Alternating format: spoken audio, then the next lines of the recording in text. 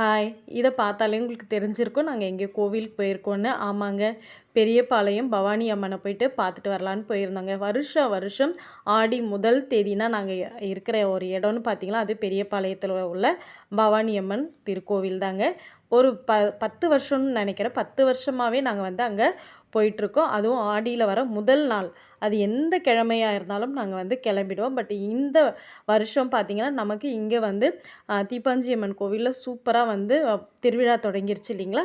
அதனால நேத்து முடிச்சுட்டு கூழெல்லாம் ஊத்தி முடிச்சதுக்கப்புறம் நாங்க வந்து ஒரு 2 மணி போல கிளம்பிட்டோங்க. நம்ம வீட்லேருந்து ஒரு 40 மினிட்ஸ்ல போயிடலாம் பெரியபாளையம். ரொம்ப அழகா வந்து போயிட்டோம். ஒரு ஆளுக்கு ரூ. 100 டிக்கெட்ல தாங்க சிறப்பு தரிசனத்தில போயிருந்தோம். ஏன்னா ஆடி மாசன்றதுனால ரொம்ப கூட்டம் இருக்கும் இல்லைங்களா? நேத்து வேற கிருத்திகை அந்த அளவுக்கு இல்ல நாங்க நெனச்ச அளவுக்கு.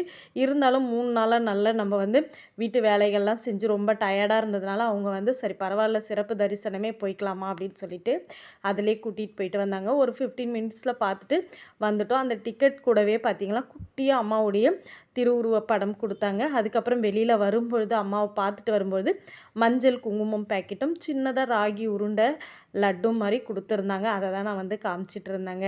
எங்களுக்கு புடிச்ச மாரி அழகா கோபுரத்துக்கிட்ட அங்கங்க நின்னு ஃபோட்டோஸ்லாம் எடுத்துட்டு, மழைக்கு முன்னாடியே வந்து கிளம்பிர்லான்னு வந்துட்டோங்க. ஏன்னா நாங்க போனதே 2 மணிக்கு தான் இல்லைங்களா?